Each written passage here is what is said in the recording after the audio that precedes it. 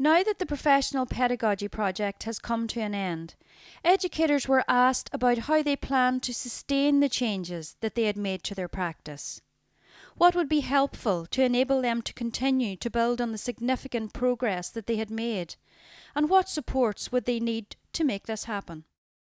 Well, I would definitely hope that the changes that the PPP project has allowed for us to make would stay. There have been such positive outcomes from that with the environment and with the planning and assessment. I suppose there is a fear that after a while the momentum goes at the end of the project, and it would be fantastic if there could be ongoing support, because it's been a huge piece of work and it would be unfortunate for it to lose momentum. Preschool regulations are very focused on cleaning and environment, and when you come to open your play school, that's what you're presented with as your set of responsibilities. But when I came to run a preschool, then I was presented with, you must sanitise this and wipe that, and I said, oh, we've got an OPA game here and make sure all these things are in place.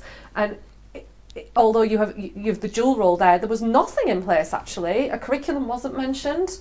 Your experience of somebody coming in is on an inspection basis where that's what they come to look at. They're looking at the temperature. So you're ticking a box, whatever. Yeah. Oh, okay, yeah, some of these things need to be in place, but it felt like nobody else even cared. You're sitting doing planners and making sure there's stimulating opportunities for the children. All these things that we thought were important, there's nobody actually checking up on that. So to some degree, it kind of felt pointless. Except you knew it wasn't. What you did, because the children are getting that experience, but maybe part of the reason then that you felt on your own is because nobody seemed to care. I think it's important that the government put in place funding that will help support the quality that has been achieved through the PPP. I think this could be done by funding being tied to quality.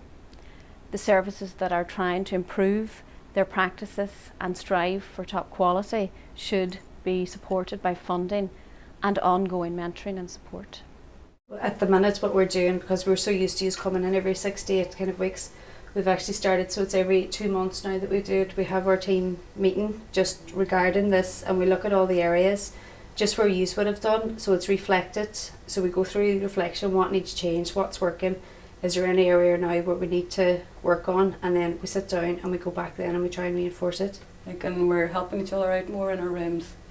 We're more ourselves. More of a team. Yeah, we're more of a team. I really think that as a team ourselves, we have the structure in place, that we're there to support each other, that the reflective practice is going to keep going on.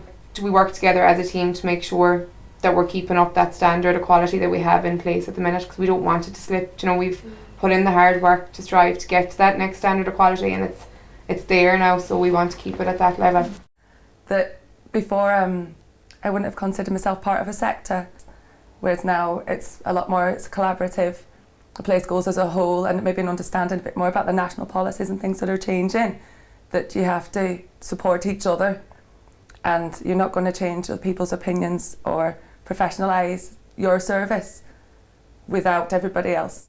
So then working on this transition statement, which was going to be for everybody, through its different ideas, but you needed basic information and it, linking it to Astra, because we met with the schools, they wanted a tick list. It wasn't going to work because we've moved on now from that there. So when we brought it back, we did the transitions up and we sent them off to the schools. We asked them for their feedback. 2 of the schools got back to us and they says they were quite happy to go with it because they are introducing Astra themselves into the school, so it's something that they will have going forward. The one school that turned around to us and says we don't want to know, the reason being they're not doing Astra at all.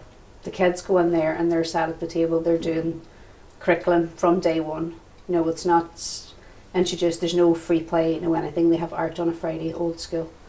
And that's the one school that doesn't want to know. But I feel like even the short time I've learned so much from my environment and in my practice myself, and how this impacts upon the children, and I wouldn't want to let it slip, because I really do think the project is very, very good, and I love the strategies because it keeps me focused. When I'm focused, I know what I'm thinking about, so I just remember, oh, I can do this here, I can question during circle time, I can empower during snack time, and just keep building on. As Stacey says, we bounce off each other and just keep trying or doing our best, really. should have the Only same that the status. Donegal County Childcare Committee was prepared to push and stand up and include their services to keep bringing us up and keep moving things forward, then I even think from us that we're qualified and enthusiastic and ready to open to opportunities, how far behind we would even be. Yeah, we wouldn't be where we are today. We wouldn't be No. fulfilling our potential in the same way at all. And the potential Not is even there. close. You know, but you do need that guidance and support, yeah. And it's come directly from the Childcare Committee. And it really was filling in. There's just a big gap there. If that goes, there's just this huge gap for support.